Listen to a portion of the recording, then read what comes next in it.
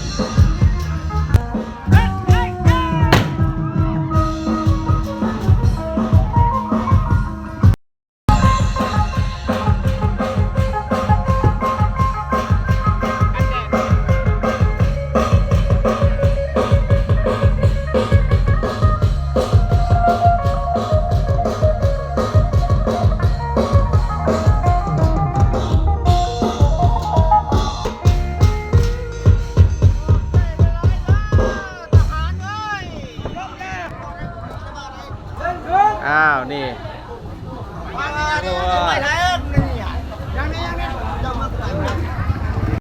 เปิดทิศยืนเปิดใช้ไพ่กับกระบอกเปิดใช้พวกก่อนเนาะ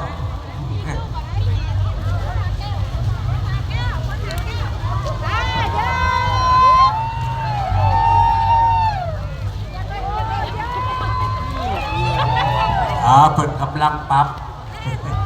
ข้อหาก็ได้หอบหนึ่งอย่าเผาไว้แล้วเดินกันหน่อยเขาเจ็บต้นบารมีเนาะอยู่นี่เนาะมันหอมให้น้องเขาเจ็บเขาก็สิมีแห่ต้นบารมีแน่เนาะเดี๋ยวต้นละล้าน2 ล้านถ่ายลงไห้ก็ประชากรอยู่ในบ้านดงไผ่นี่มี1,000 1,910เนาะ ได้2ห้องก็ได้ มี ยังบ่เปิดเสียงผิดอยู่นี่ 403คนและมี600ไป อันยาชุบสมัยว่าอันไหนบ่มีบ่ นี่ กับบ่มีก็พ่อบอกไว้ตะกี้เพิ่นว่าจะเอาแต่ซ่าเยอะนี่เดี๋ยวนี้ 400ไปครอบครัวเนาะ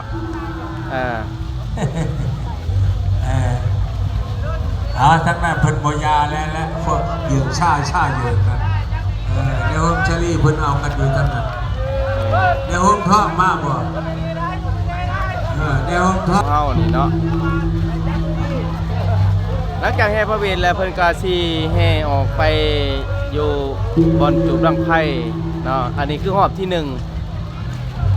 เนาะ อากยามันเนาะอดเอาเด้อเนาะ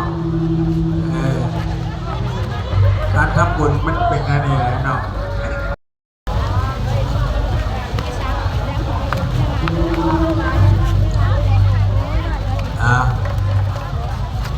ก็ได้หอบเงินเป็นว่าอดเอาสิเบิร์ดอะไรนี่ไม่อีกหอบในชีซ่าแล้วได้ง่ายเลย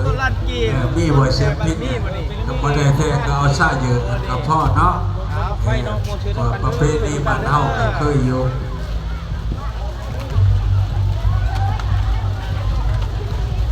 ยิ้มเด้อยิ้มเด้อ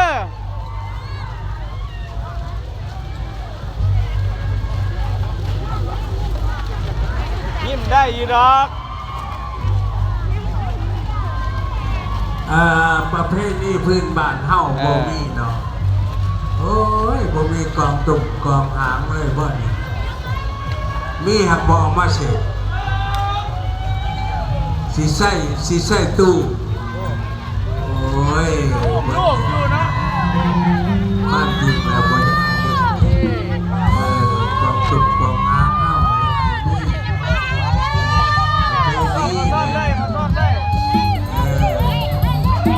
ท่านสมัยกูกับแม่โยแต่มันกระบวนตามกันบุกคือกันแน่นอนเลยได้ยินเสียงแค่ที่จะเป็นสะออนซ่อนยิบแนวนึงก็คือเงินกระบะออกตรงหน้าลมพัดเย็นไปได้หนึ่งนะเนาะขันยืเพื่อนเปิดพัดลมใช้จะเย็นไปได้หนึ่งเปิดแอร์มันหอดขับ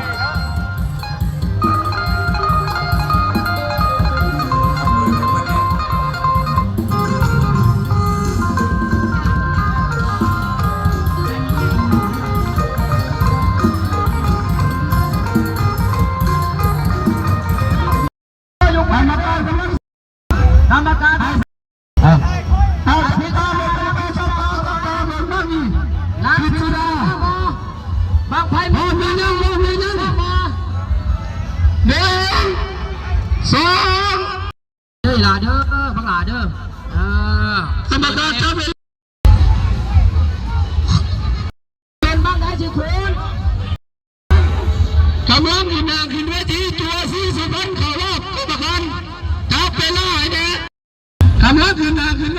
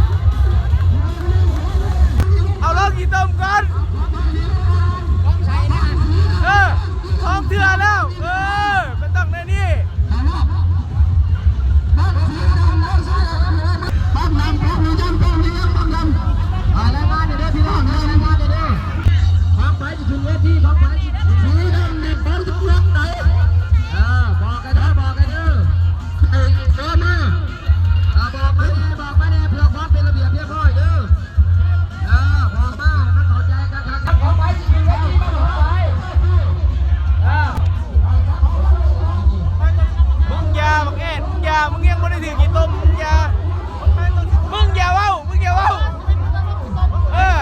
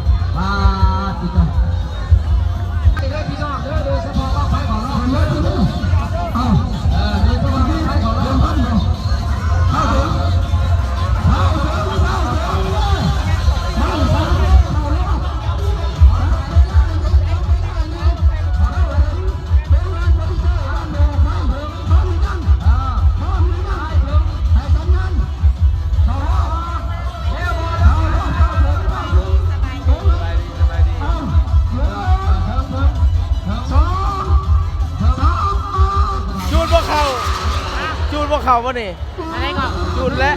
ยังก็ได้ยินมา 3 โลพี่น้องเลย3 โลนั่นจำดี3 โลหลานชายถึงแล้วหลานชายเพิ่มเด้อเต้นเป็นคณะกรรมการน้องเด้อมาบุญบั้งไฟบ้านเมืองดงนี่ปีที่ 2 ที่ 3สิมวนสักไหนบ้างได้ผมบ้างของไฟเขารอบรายงานมาเด้อซื้อเลย3 โลเพื่อ